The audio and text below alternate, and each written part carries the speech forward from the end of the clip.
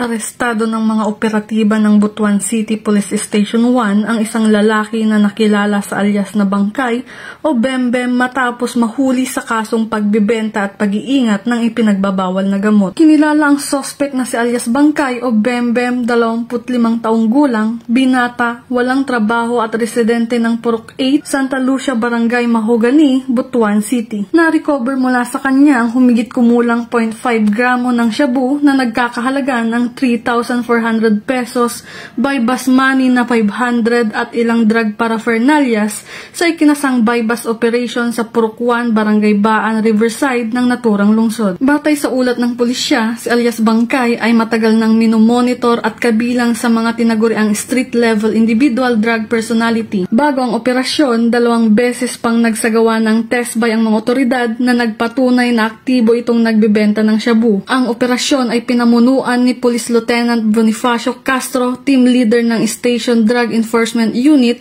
katuwang ang mga tauhan ng Butuan City Police Station 1. Sa kasulukuyan, nasa kustodiya na ng pulisya ang suspect at nakatakdang sampahan ng kaso sa paglabag sa Republic Act 9165 o Comprehensive Dangerous Drugs Act of 2002. Patuloy na pinaigting ng mga otoridad ang kampanya laban sa ilegal na droga bilang bahagi ng mas pinaigting na advokasya ng pulisya sa pagkakaroon ng ligtas at maayos na pamayanan. Mula dito sa Police Regional Office 13, ako ang inyong PNN correspondent, Patrolwoman Joanna Kawili, alagad ng batas, taga-taguyod ng Balitang Pulis.